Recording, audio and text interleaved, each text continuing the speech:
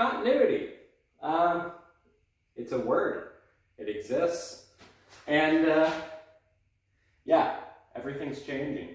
And this video got real weird because I'm halfway through opening up all of this. Everything kind of went to hell with the grasser. And I'm kind of setting up for bigger stuff. So this video is not only late, there's going to be parts of the video that all look like they were filmed one after another. And then there will be parts like this where everything's changed in here. There's some top secret projects. And yeah, well, let's get on with it. So, I'm an idiot. And this is going to be a recurring theme on the channel. The funny part is, we didn't blow it up. This runs. And me being stupid is going to result in more horsepower. And when all the stars align like that, you just can't ignore it. So, without further ado, let me explain the weirdest set of events that is going to require this engine to come out. All right, so unfortunately, while you're building stuff like this, where things are rotating, everything needs to line up, you end up spinning the motor over a lot, just because we really need to check things like belt tension, alignment.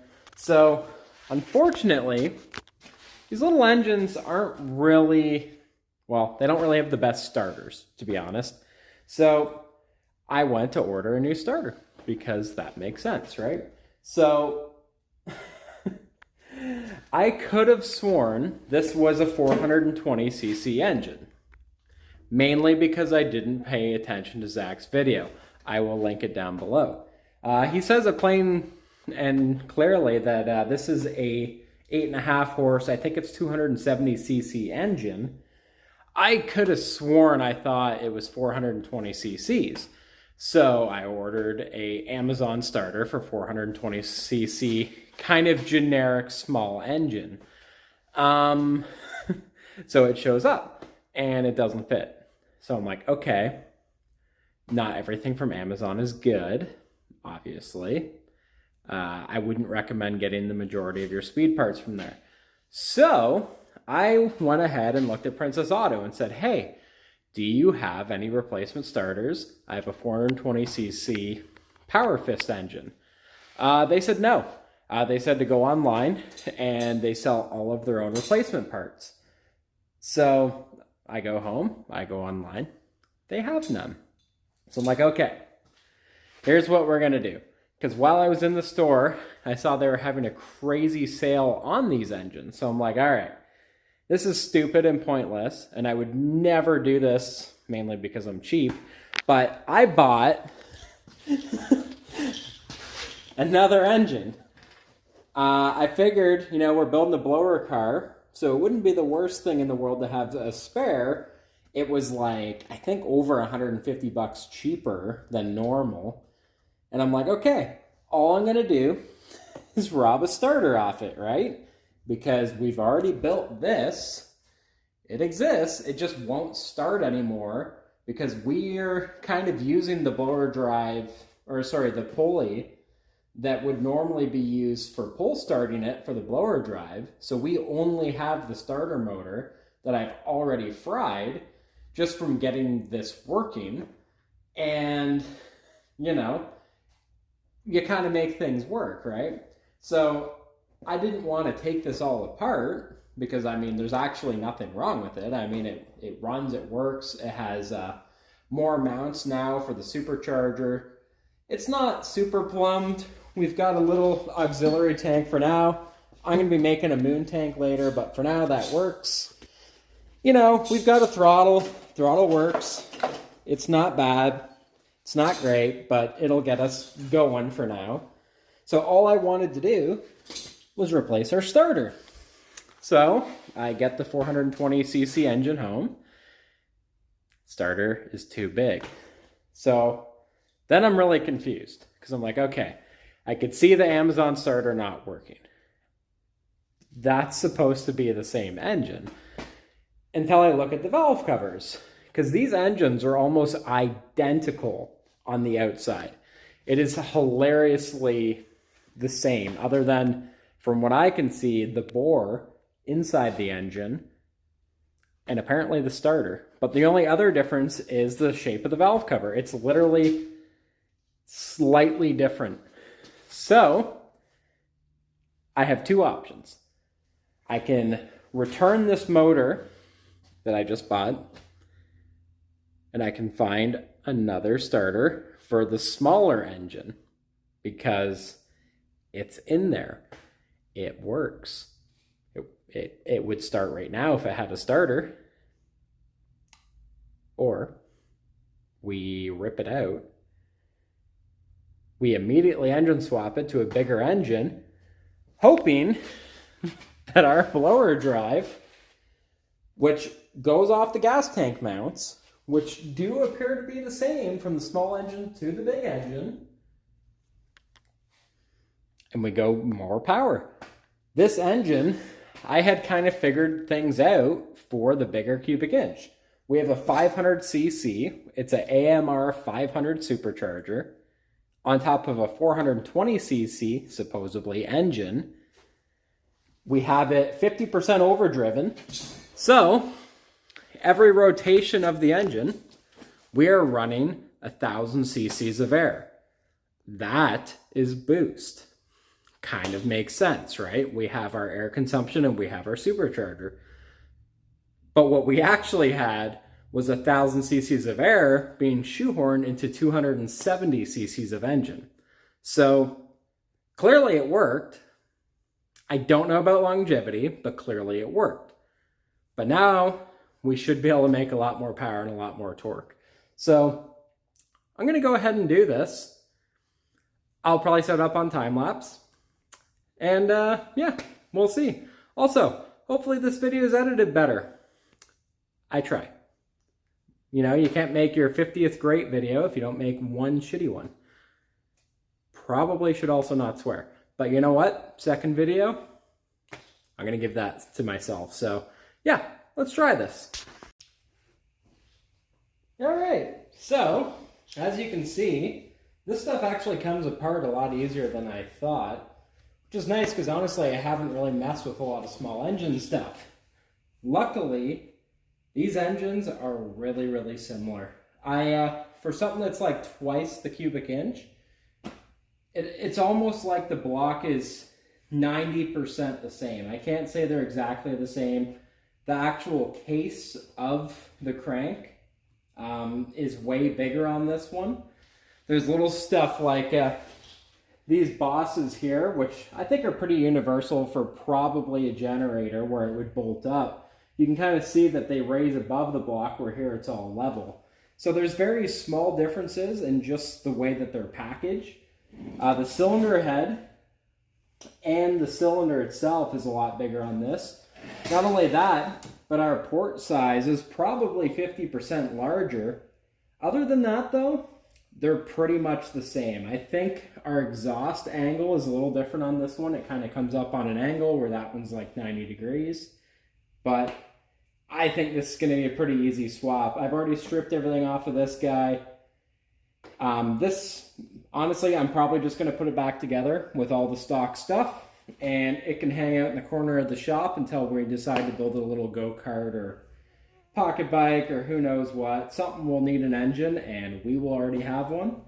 But for this guy, we can now go ahead and put our blower drive on it. I had a couple of people ask me, not in comments, but just, you know, generic life, how did I get this to bolt on? Well, the shaft size was the same. So all I did, just to make sure that when you got off the throttle, it wouldn't, you know, basically spin itself off with the threads. All I did was take a Allen head that was the same size as one of the holes that was already on this. So that way it slots on, it's keyed. You put this on, it's good to go. Other than that though, yeah, these things are similar enough to where we can just go ahead and put it on and hopefully it will run better. So yeah, let's do that. I'm also told online that people consider this to be a big block. And if that's not clickbait, I don't know what it is. So here's another example for anyone interested. This is a Gilmore belt drive. So it's small block Chevy, big block Chevy. I think it's universal enough where it works on a lot of other small blocks too. And this is just a water pump drive. It's just meant to look fancier. And honestly, like, in my opinion, this is like 90s show car stuff. It really, no one needs to turn a water pump this bad to where you actually need a cog-driven belt. But it is the perfect miniature supercharger belt for this thing. So how we're turning it, this is all stock. In fact, even this diameter is exactly the same as this. So all we have to do is key it somehow. So I took a Allen-headed bolt that is already the perfect size for this. I bored out one of these holes, just a hair bigger. It slides over it very snugly. A little bit better view there. And then we have the stock bolt to hold this all together, because obviously we can't have this guy going anywhere.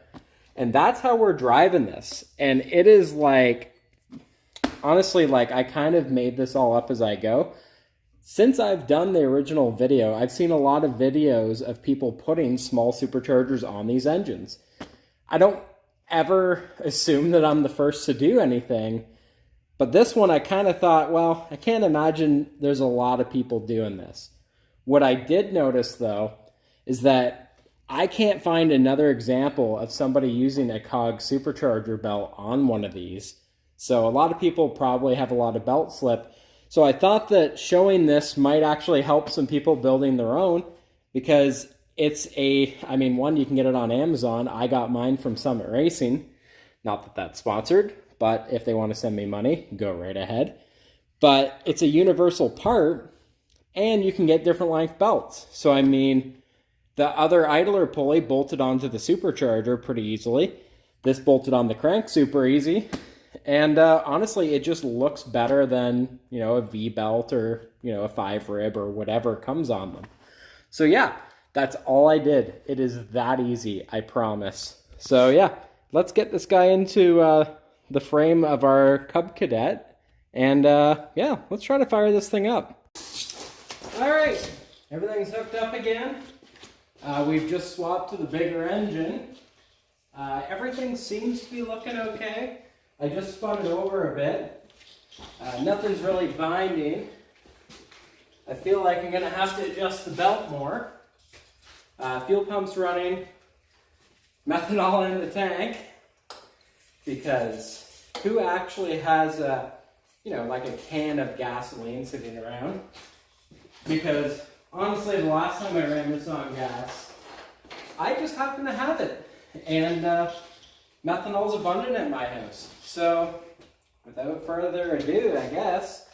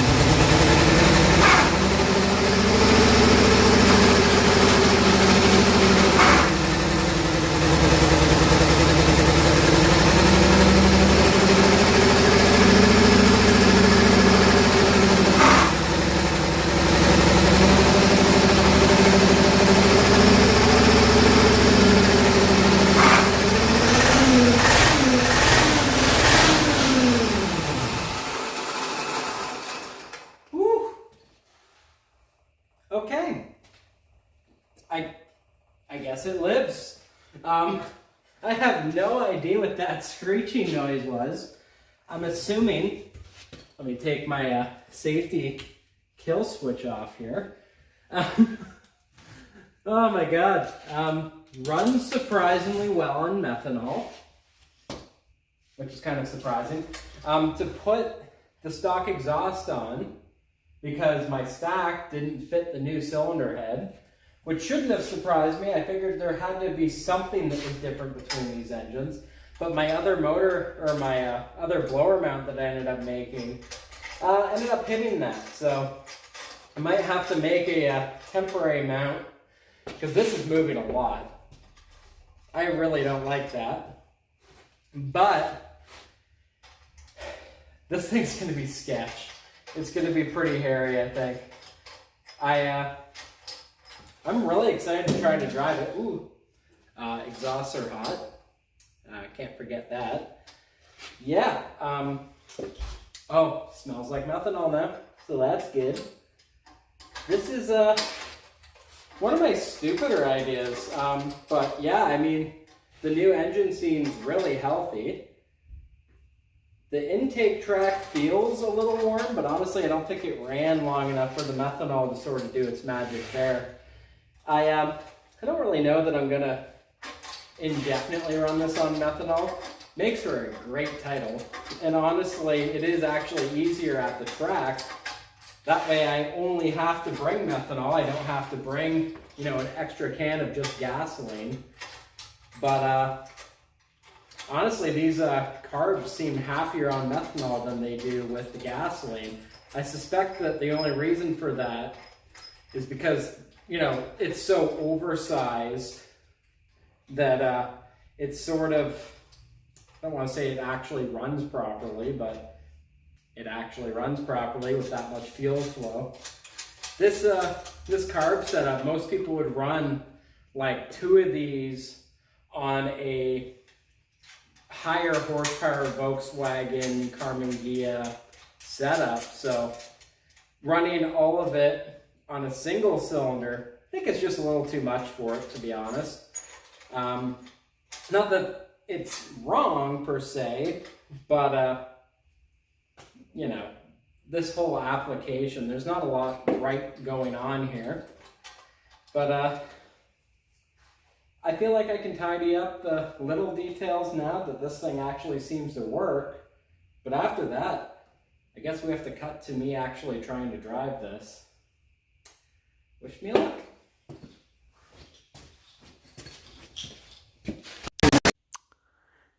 Well, that looks a little wrong. Trying to strip the coating off of the rotors of this supercharger. As it turns out, methanol can melt the coating off of these. They have like a thick plastic coating. I was going to take it for a test drive, and it decided to lock up the supercharger. Go online, find out. A lot of guys have this problem that run fuel through them. Not so much the guys who are just using them to blow into a throttle body. And yeah, so I've got that problem. And I bought this paint stripper that people recommended. Apparently it'll also eat the coating. And yeah, I'm not going to comment further on that.